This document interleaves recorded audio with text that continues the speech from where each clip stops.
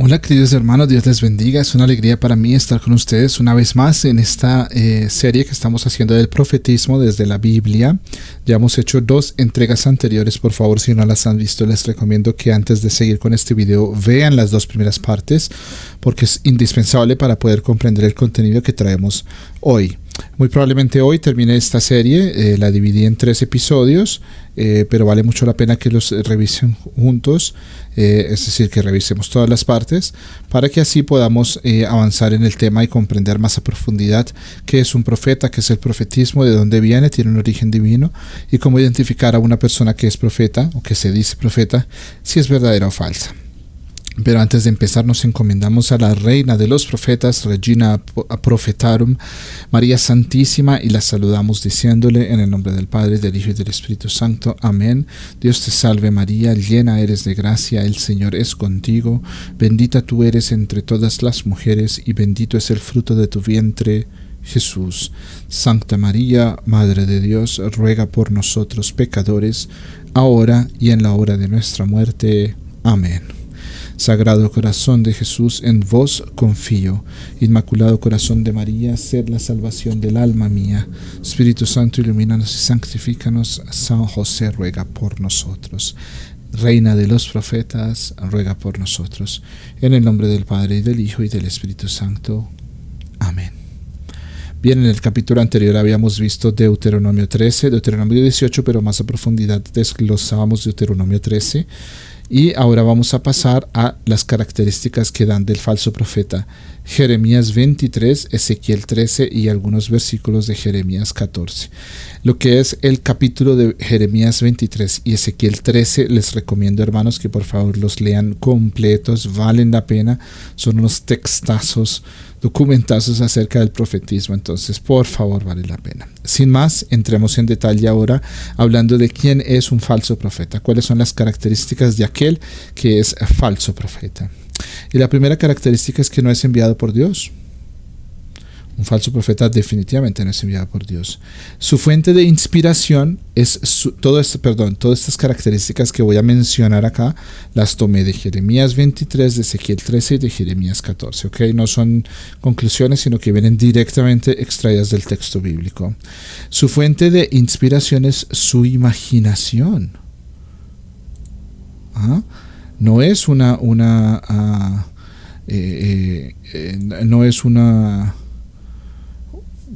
vocación llamada, es decir, no es que Dios le inspira lo que tiene que decir, no, su fuente es su imaginación.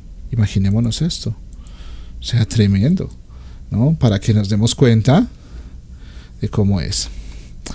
Ok, dice, llevan a la ruina espiritual. Un falso profeta, lo vimos más en detalle en la anterior entrega, como un falso profeta lleva a la ruina a los demás, deformando la doctrina, disfrazando mentiras con verdades. El falso profeta tiene falsos éxtasis. Ojo. Aquellos que fingen tener éxtasis o que tienen éxtasísticos o éxtasistitos pequeñitos, un éxtasis. No. Un verdadero profeta tiene un éxtasis o no lo tiene.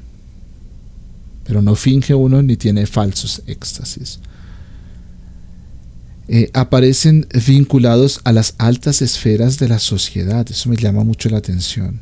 Casi siempre los falsos profetas buscan personas de buena posición, buscan ellos mismos una buena posición social, dinero a veces incluso. De hecho, ese va a ser uno de los puntos. Roban o falsifican verdaderas profecías. Eso es típico de los falsos profetas. El falso profeta o se roba una profecía verdadera y se la arroga para sí, o la falsifica. Toma una profecía y la falsifica. Imaginémonos qué conducta tan deplorable la que tiene una persona que es falso profeta. Sus profecías no se cumplen y sacan excusas para ello. No, que es que pasó esto, que es que no sé qué, que Dios, que cambió, que tal, no. Que sí, pero no, que no, pero sí, que más adelante, que antes, que después, que arriba, que abajo, que dentro, que salgo, que texto, que no sé. no se cumplen, o si se cumple, ya vimos que el falso profeta puede llegar a hacer cumplir algo, pero si lo cumple, desvía a las personas de la verdadera doctrina o sacan excusas. El falso profeta detesta, pero le fastidia, le incomoda, le pica el verdadero profeta y lo ataca constantemente y se siente atacado. El falso profeta siente que lo atacan, porque como detesta, en el fondo de su corazón detesta al verdadero profeta, siente que lo atacan, se siente atacado, y entonces al defenderse ataca a los verdaderos profetas. Ojo. El falso profeta clama siempre solo paz y declara la guerra a quien no les cree. Siempre clama que todo es paz, todo está bien, no pasa nada. Todo está bien, no está pasando nada malo. Dios es solo amor y misericordia. Él no va a hacer nada contra la humanidad, nada, porque con Dios pueden jugar como quieran, hagan y pequen lo que quieran, que Dios no va a decir nada porque Él es solo amor. Ese es un falso profeta.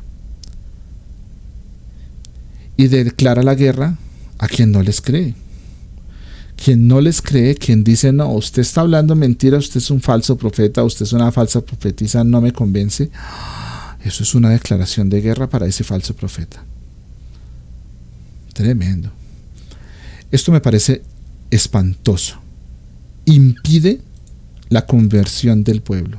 Claro, enseñando mentiras, enseñando falsas doctrinas, mezclando verdades con mentiras, cogiendo las mentiras y disfrazándolas de verdades, pues impide la conversión del pueblo. O muchas veces disfrazan diciendo falsedades y luego les dicen, pero conviértanse. No hacen milagros o los falsifican. Mucho ojo con eso, es que quieren estar mostrando milagros, que quieren hacer ver milagros donde no los hay. Los falsifican. Y un verdadero profeta hace milagros porque Dios los hace para corroborar su discurso. Pero un falso profeta no, y los falsifica. Hay falsedad y doblez en su conducta. Su conducta deja mucho que desear. Son hipócritas, fingen humildad. El falso profeta finge humildad, es una humildad ficticia. Se las da de humilde y no lo es. Por lo general, los falsos profetas estafan. Son estafadores, se lucran económicamente de sus pseudoprofecías. Encubre a los corruptos, por lo general, el falso profeta. No los denuncia. Recordemos que una característica del verdadero profeta es denunciar, no quedarse callado, sino denunciar. El falso profeta encubre a los corruptos, no pasa nada. A veces lleva una vida licenciosa, consume alcohol, es una vida bastante disipada. Y esta es la que a mí me parece de todas, la terrible, la más terrible, la más grave, que es una sentencia de la Santa Biblia, de estos capítulos. El falso profeta no entrará en el reino de Dios. No lo estoy diciendo yo, no me lo estoy inventando. Está tomado de los textos bíblicos. Esto es gravísimo, hermanos. Esto es gravísimo y es muy triste que el falso profeta no entrará en el reino de Dios. Qué grave es esto, ¿no? Pero, pues, ¿qué le hacemos? Estaba buscando acá si había algo más que se me había quedado en la lista. No, bueno, ok. No, creo que esas son todas las características que vemos de un falso profeta, ¿no? Tremenda. Textos bíblicos, por favor, para leer todo esto que les acabo de decir más en detalle con palabras de Dios. Todo el capítulo 23 de Jeremías, todo el capítulo 13 de Ezequiel, algunos versículos del capítulo 14 de Jeremías. Bien, pero hemos hablado mucho de falsos profetas, hablemos de uno verdadero ahora, para cerrar, porque ya nos acercamos al final de esta serie, con una nota bella.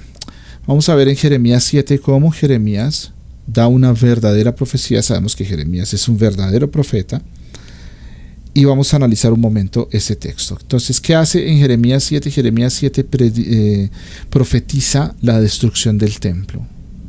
En un momento en el que el templo gozaba de su esplendor máximo, que la gente se sentía segura de su templo, él viene y dice,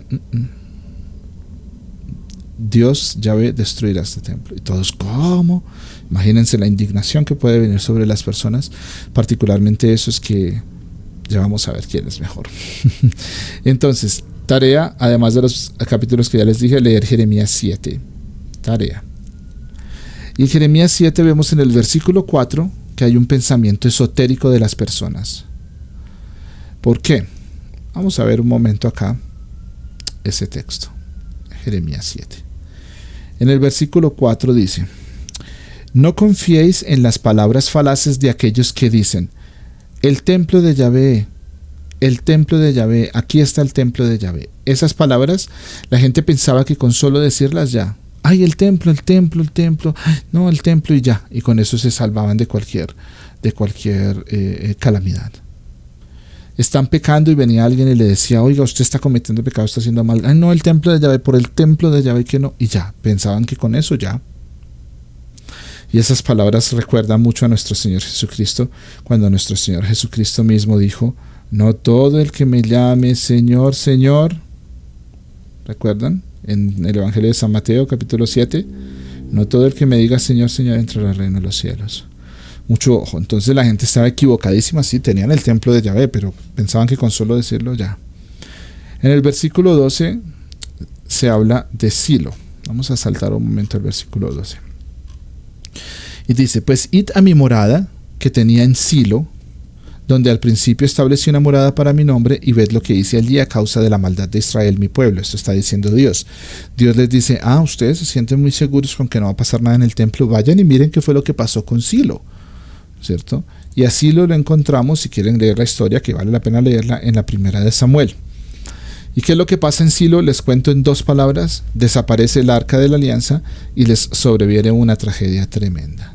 Entonces, dice acá Dios, se sentían muy seguros en esa época en Silo porque tenían el arca de la alianza. Pues miren lo que pasó, desapareció el arca y acaeció sobre ellos una tragedia tremenda, cuando se sentían absolutamente seguros de tener el arca. Vamos a ver en el versículo 16 una intensidad en las palabras, porque Dios lo que dice lo hace, ¿no? Eso lo dice claramente tanto en un salmo, ahora no tengo muy presente el número del salmo, como en Ezequiel, ¿no? Pero acá lo vamos a ver también en el Jeremías 7:16.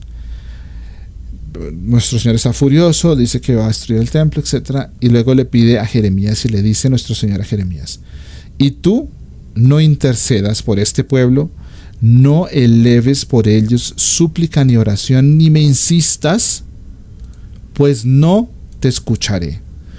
Ojo, nuestro Señor ya cansado, se le agotó su paciencia. A Dios se le agota la paciencia, hermanos, ¿sabían? Dios es el más paciente de todos y nadie tiene más paciencia que Dios. Nadie tiene más paciencia que Dios. Pero esa paciencia se agota. Se agota, como lo vemos acá. Y nuestro Señor le dice, si tú intercedes, si tú elevas oración, no me insistas, no pierdas tu tiempo, porque no te escucharé. Llegará un momento, hermanos, y no creo que estemos muy lejos de ello, en que ya Dios no aguantará tanta afrenta, tantos agravios, tantos pecados de la humanidad, que va a enviar un castigo purificador porque realmente lo necesitamos y nos lo merecemos. Y ahí ya cuando a Dios se le agota la paciencia, no escuchará ni siquiera las oraciones de sus elegidos. Son palabras de una intensidad grande, de una intensidad alta, pero Dios cuando decide, lo cumple. En el versículo 17 y 18 dice nuestro Señor, sigue haciendo el reproche. ¿Acaso no ves lo que ellos están haciendo en las ciudades de Judá y en las calles de Jerusalén? Los hijos recogen la leña, los padres encienden el fuego y las mujeres preparan la masa a fin de hacer tortas para la reina del cielo y derramar libaciones a dioses extraños para ofenderme, dice acá. Esa tal reina del cielo, que la llaman así, era la diosa esta Afrodita griega, era Astarte, que era como la que era la Afrodita griega, y pues claro, esta al llevarle libaciones a esa tal que llamaban supuestamente reina del cielo, lo que hacían era cometer todo tipo de pecados sexuales, porque Astarte, esa tal reina del cielo, pues era una diosa de todo esto, ¿no? Y pues acá dice Dios, ¿acaso no ven lo que están haciendo con todos esos pecados? Y dice acá Dios, para ofenderme. Es que el problema, hermanos, es la ofensa que se les quiere hacer a Dios. La gente muchas veces está ofendiendo a Dios directamente. Bueno, cada pecado ofende a Dios directamente, pero muchas veces lo ofende directamente. Cuando un protestante viene y me dice a mí, quita esa imagen de ahí, y la bota al piso, y la arroja al piso, y la pisa, ¿ustedes creen que de verdad están atacando a la imagen, o no lo están haciendo con la intención de atacar a quien está representando esa imagen? Y eso es una afrenta gravísima al cielo y a Dios. Se figuran esos protestantes que con pisar una imagen de la Virgen le están dando gracia y honra y gloria a Dios. Válgame. Pero después nuestro Señor, como siempre, por supuesto, va a dar un paso al frente y va a decir en los siguientes versículos, pero es a mí, dice Yahvé, a quien ofenden. Luego no se ofenden más bien a ustedes mismos para vergüenza de sus propios rostros. Por eso, así dice Yahvé el Señor, he aquí que el furor de mi ira se va a derramar sobre este lugar, sobre los hombres y sobre las bestias, sobre los árboles del campo y los frutos de la tierra. Arderá la tierra y no se apagará. Esa es la ira de Dios, el furor que lleva el Señor. Entonces, el pecado ofende a Dios, pero nos ofende también más a nosotros mismos, y por eso su furor llega sobre la tierra. Esta generación era muy idólatra, esta que está denunciando acá Jeremías. Ahora imaginémonos esta generación, que es la más idólatra que ha habido, la más pecadora que ha habido, que comete pecados. Todos los pecados que puede cometer un ser humano se cometen hoy en día, a diario, a montón, y a nadie, a muy pocos, poquísimos, pero en general a nadie le importa. Y dice nuestro Señor en el versículo 25, continuando con esta profecía verdadera, desde el día en que vuestros padres salieron de la tierra de Egipto hasta el día de hoy, les envié a mis siervos los profetas, apresurándome cada día a enviarlos. En estos últimos tiempos, nuestro Señor, sabiendo que estamos ya llegando al fin de los tiempos, nuestro Señor no solamente ha enviado a profetas, sino verdaderos profetas, sino a la reina de los profetas, a María Santísima. ¿Cuántas apariciones marianas ha habido en los últimos tiempos? En los últimos, ¿qué? 150, 200 años. Miles y miles. Y no la hemos escuchado. La profecía de Fátima, hermanos, que la aprobó la Santa Madre Iglesia Católica, que tiene devoción por todo el mundo, que todo el mundo es la Virgen de Fátima, y no se le ha hecho caso, y no se le hizo caso. Dice el Señor, ¿y qué? ¿Me voy a callar? Tremendo. Eso que acabamos de ver es un ejemplo de una verdadera profecía, donde a Jeremías esto le costó prácticamente la vida. Veremos en el capítulo 26 la persecución tan feroz que le lanzaron a Jeremías por esa profecía que hizo. Cuando todo parecía seguridad, no, y el templo, no, y tenemos el templo, Dios envió esta profecía, porque no se va a quedar callado ante la ofensa, y no lo hará tampoco ahora. Bien, hermanos, y para cerrar esta serie de 3 episodios, de 3 entregas del profetismo, no me puedo quedar sin dar una última palabra acerca del profetismo en el Nuevo Testamento. En San Lucas 11:44, en los versículos siguientes, recordamos muy seguramente, todos hemos oído o incluso leído este texto acerca de cuando nuestro Señor dice que son sepulcros blanqueados. Pero hay unas expresiones acá bastante interesantes que vale la pena ver. Y dice nuestro Señor cuando está dando los ayes: Ay de vosotros, fariseos, porque amáis el primer sitio en las sinagogas y ser saludados en las plazas públicas. Y en el 44 dice, ay de vosotros porque sois como esos sepulcros blanqueados que no lo parecen y que van pisando las gentes sin saberlo. Entonces un doctor de la ley le dijo, maestro, hablando así nos ultrajas también a nosotros. Mas él respondió, ay de vosotros también, doctores de la ley, porque agobiáis a los demás con cargas abrumadoras al paso que vosotros mismos ni con un dedo tocáis esas cargas. Y ay de vosotros, porque reedificáis los sepulcros para los profetas, pero fueron vuestros padres quienes los asesinaron. Y así vosotros sois testigos de cargo y consentidores de las obras de vuestros padres, porque ellos los mataron, y vosotros reedificáis sus sepulcros. Por eso también la sabiduría de Dios ha dicho, yo les enviaré profetas y apóstoles, y de ellos matarán y perseguirán, para que se pida cuenta a esa generación de la sangre de todos los profetas que ha sido derramada desde la fundación del mundo, desde la sangre de Abel hasta la sangre de Zacarías, que fue matado entre el altar y el santuario. Sí, os digo que se pedirá cuenta a esta generación.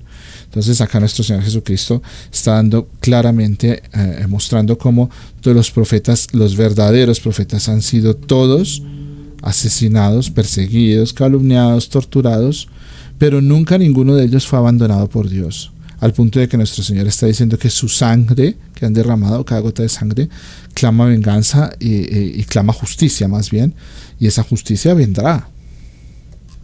Habla acá de Zacarías, pero no es Zacarías el texto bíblico de Zacarías, sino el Zacarías de Crónicas. Pero pues vemos acá como de segunda de Crónicas 24:19, lo acabo de revisar.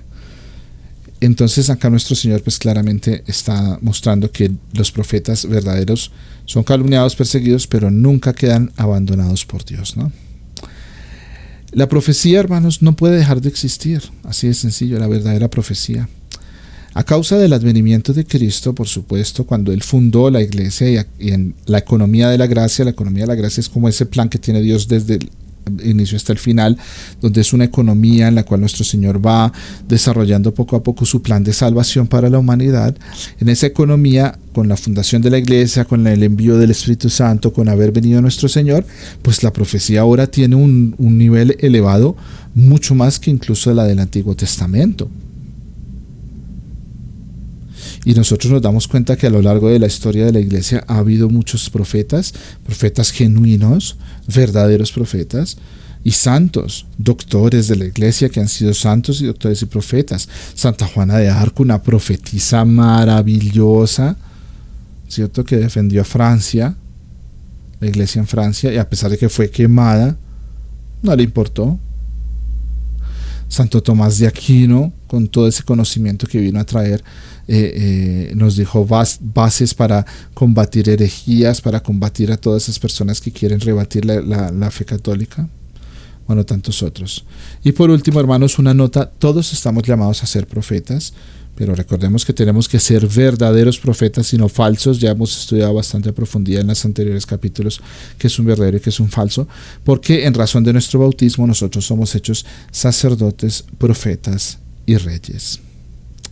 Seamos pues, hermanos, muy diligentes a la hora de identificar y de juzgar con rectitud, como nos lo pide nuestro Señor en el Evangelio de San Juan. Juzguen correctamente con la razón. Si una persona que nos llama la atención, incluso personas que tengan vestimenta clerical, si una persona está actuando como un verdadero, como un falso profeta, y ya vimos que al falso profeta no se le escucha nada, es más, nos apartamos de él, como dice la Santa Palabra, lo dejamos a un lado y nos apartamos y solamente seguimos la voz del que es verdadero profeta. Y seamos nosotros verdaderos profetas en nuestro círculo de vida, en nuestra vida propia, con nosotros mismos, con aquellos con quienes vivimos, con aquellos con quienes convivimos, para que así le demos gloria y honra a Dios nuestro Señor, que bien ofendido está, pero que esperamos nosotros con nuestro granito de arena aportar algo de reparación al Sagrado Corazón de Jesús, que tan dolido está por esta humanidad tan pecadora. Gracias, hermanos, por haberme prestado atención a lo largo de estos capítulos. Espero les hayan gustado. Me dejarán ya sus comentarios, por supuesto. Dios los bendiga y que María Santísima esté con ustedes hoy y siempre. La saludamos diciéndole: Ave María Purísima, sin pecado concebida. María Santísima, Reina de los profetas, ruega por nosotros. San José, ruega por nosotros. Dios los bendiga, hermanos, y hasta pronto.